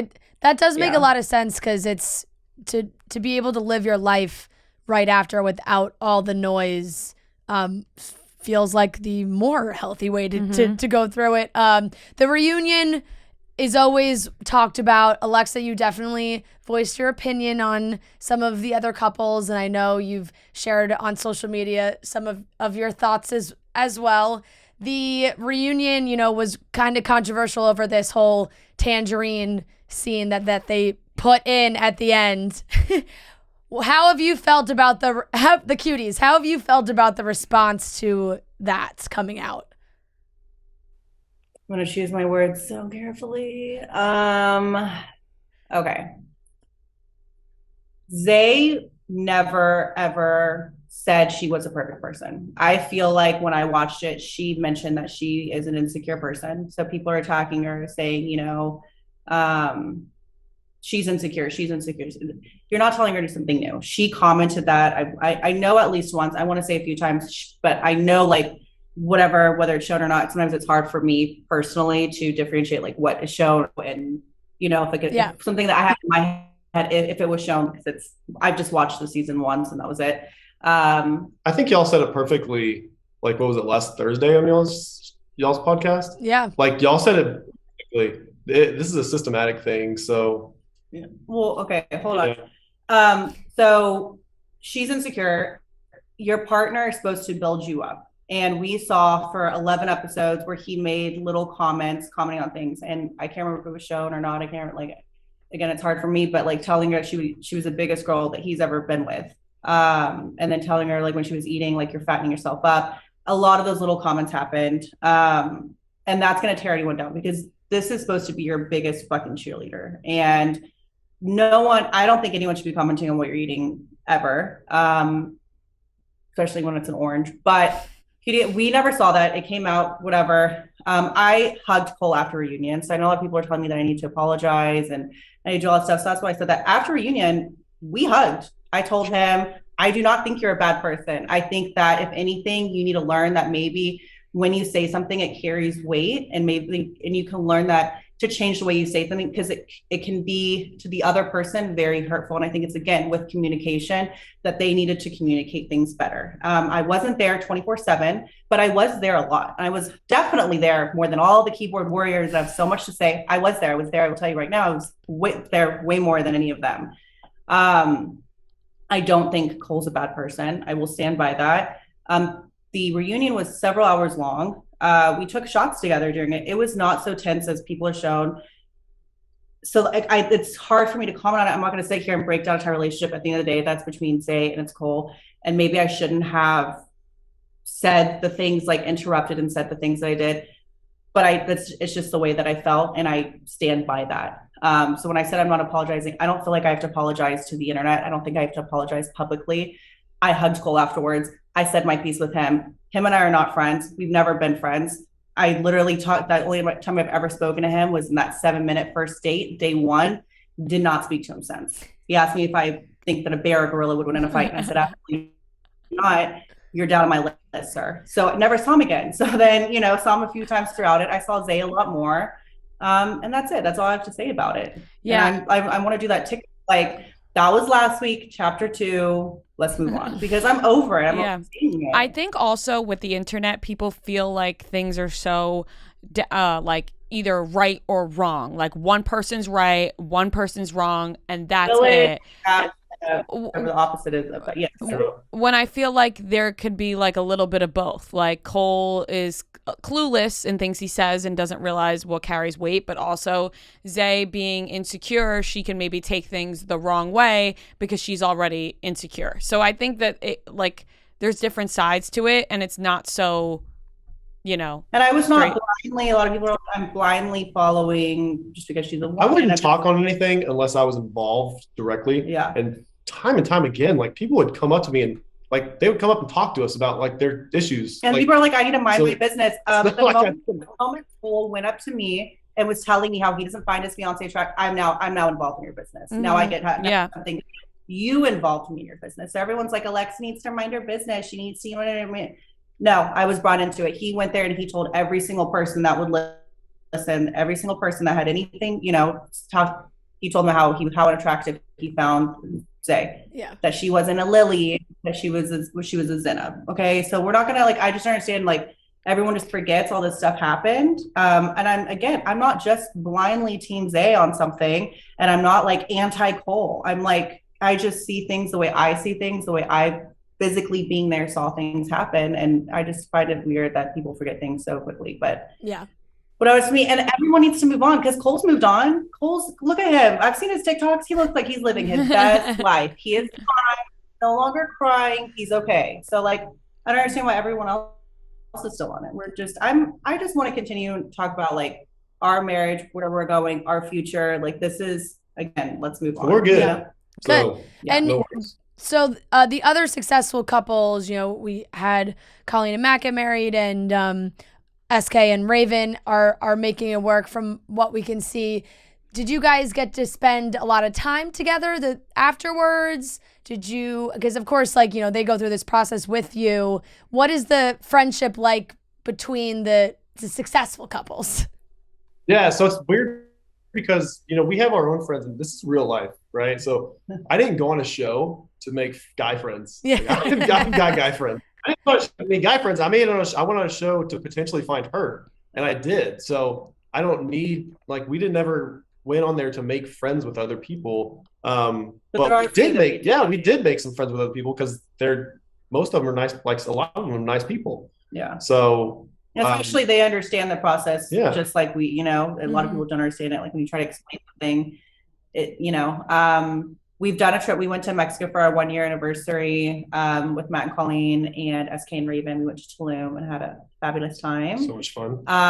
So yeah, we still hang out. We do a lot of things together. The girls are close. We talk together. We're supposed to have like a Friendsgiving actually this weekend where a lot of them are coming. So it's been a blend of like our friends that we have and then just a few of the other ones that are more laid back and chill. Yeah. So what's next for you guys? You are in Dallas. I feel like I confuse the seasons where I'm like when they switch the location, I'm like, wait, where does everyone live again? So you guys are in Dallas. Is the plan to stay in Dallas? What do you guys have going on? Staying in Dallas as of right now. Working on a family. Finding a house. Working on a family. Working on a family. And all that fun stuff. We got our 2 dogs. Yeah, well, we can't wait. Yeah, I know. I saw Alexa. You were doing a little Q&A on Instagram. You were saying 5, 6 kids. So yeah, yeah. I said 5, 10. Absolutely not. Not from me. I don't know who she is, but not from. But no, we both come from large families, and so definitely want to have a lot of kids. As many as we'll be blessed with. Yeah. Well, love it. That is so amazing. And we can't wait to see what you guys do together coming up. And like we said, it's great when this process works and you see the love for each other. So we're so happy for you guys. Congratulations. Yes, congrats. And thank you for coming on to talk to us. Thank you guys. Yeah. Thank you. Y'all have a good day. You too. So nice meeting you guys. Thank you so much. All right, that wraps up today's episode of Chicks in the Office. Make sure you are subscribing everywhere on YouTube. Don't forget, we're going to bleach Noah's hair if we get to 150, so make sure you subscribe, and we'll talk to you on Friday.